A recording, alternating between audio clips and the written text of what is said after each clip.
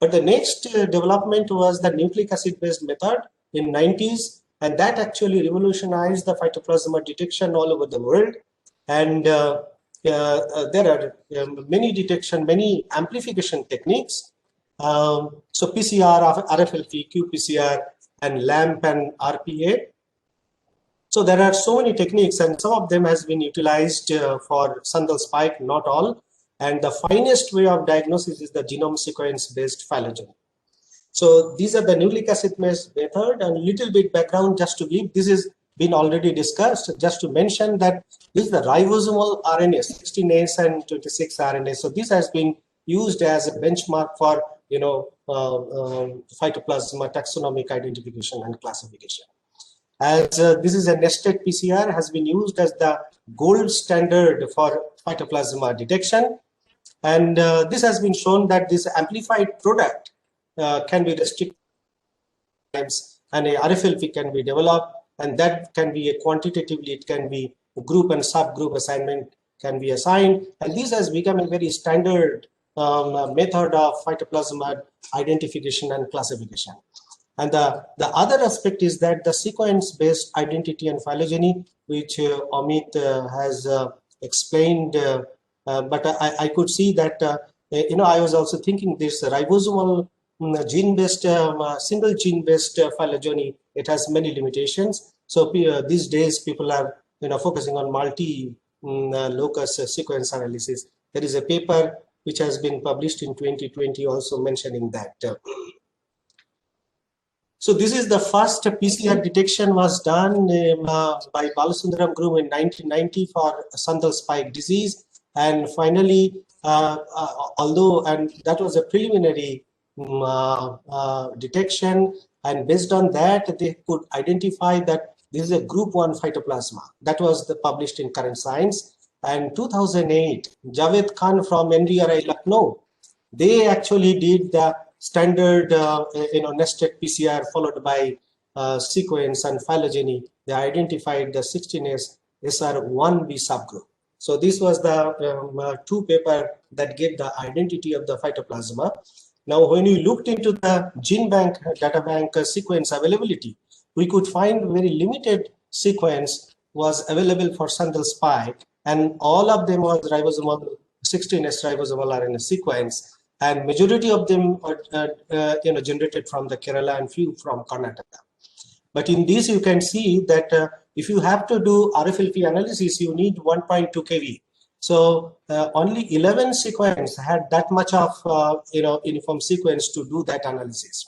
And we noticed that almost all the sequence, when you do the phylogenetic analysis, you can see that almost all the sequences, they are actually forming one big clusters, except one sequence. The sequence identity also shows the heat map. So this is the one sequence which is totally different from rest of the sequence. And same thing has been reflected in the phylogenetic structure. So this led to the identification now, initially, that we were knowing that it is a 16S or 1B subgroup Asterisk phytoplasma. But now, based on the Dr. Sundar Raj, who is organizing the meeting, they published 2020 paper, and they have identified, and there is another phytoplasma conditis. So this is the one which is forming a completely different phylogenetic clade. So this indicates the limited sequence analysis shows that at least there are two different subgroups of phytoplasma associated with Sandal spike. So it probably requires more sequence analysis to identify what kind of diversity present. Now the same sequence which we have got into from the database, that what we are mentioning, that this is the SW3. This is the very distinct isolate, because the rest of the isolates all are actually Asterisk strain, but this is the only one. So when you do the RFLP analysis, this is very easy to do. When you have sequence, you just put into the software, it produces fingerprinting pattern. So this is how it is showing that there are the two, based on the classical differentiation method, there are only two different distinct isolates of Sandal spike phytoplasma could be identified. And I was just mentioning about, I remembering about Dr. Ramamurthy's comment that we need to have way forward. The diagnostics with reference to sandal spike, as you have seen, that only limited diagnostic effort has been given, and PCR-based diagnostics has been shown that it can be easily, amplify the sandal spike phytoplasma, and sequence can be generated. But question is that how it can be useful for the management of sandal spike disease. So the way forward is that I feel that the easy PCR based diagnostic kit is necessary. And number two, these kits need to be used for monitoring and identifying the infected plants and vectors. I could not see any literature showing the, whatever the diagnostics have been developed could not be much utilized for the vector. Some of the test is saying that they are not able to detect in the vector of sandal spike. So with a lot of opportunities to utilize the diagnostic kit for the vector identification and monitoring.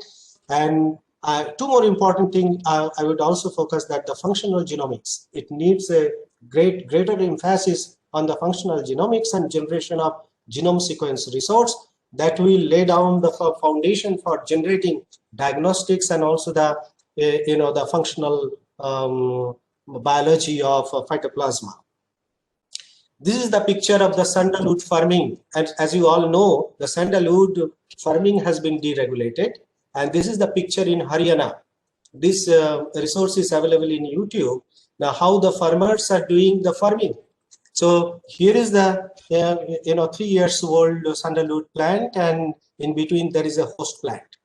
So now when the host plant and they are actually establishing the hostodial connection is a hemiparasitic plant, then only the sandalwood plant grows.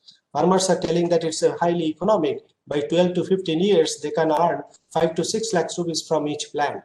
So for now, this kind of farming, diagnostics can be used to guide from the very beginning, from the nursery to, before the hardwood formation, if the phytoplasma plants are getting affected, or then probably what kind of management to be taken. So diagnostics can be utilized for organized farming. I understand that it is very difficult to apply that in the natural forest ecosystem. So, my basic background is the virology, and I develop a lot of diagnostic development. We develop many serodiagnostic kits, and recently we developed some easy PCR kits. I thought it will be very relevant to share here that this is the diagnostic kit we developed for Begomo viruses. Begomo viruses genome sequences are highly related. It is very difficult to differentiate by PCR, traditional PCR. Now, when we are talking about the different phytoplasma, and we know we are depending on the ribosomal RNA sequence, and those ribosomal RNA sequences are highly conserved. It is we are differentiating by the restriction. That means only six nucleotides difference. In the 6 nucleotide difference, there is only one cutting. So only few nucleotides, based on the few nucleotides, all these RFLP principle has been based. Though in the similar situation, that this type of biodiagnostic kits, which we have developed for Begomo viruses, so these we made a simple innovation and submitted a patent that if there is a very closely related sequence, we can generate a 3' polymorphic primer sets, and that can be utilized to differentiate two different sequences. And same principle can be applied to develop the easy PCR kit. Here, what is the PCR kit is that all the reaction constituent will be given to the in a tube. Only the test DNA to be added and PCR to be done. This is how we develop a kit, and this kit has been now released from ICR. And we developed a dozen of such kits based on this invention.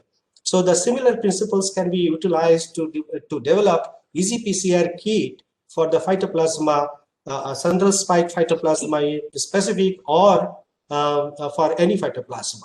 So with this, I come to conclusions. And again, with showing the Gemini stone, which is a sculpture, I am showing it because I have designed this sculpture. And why Gemini virus at the end of phytoplasma?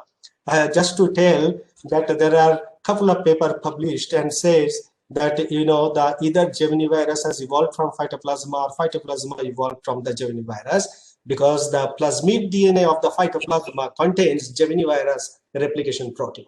So with this, I conclude and look forward to any discussion.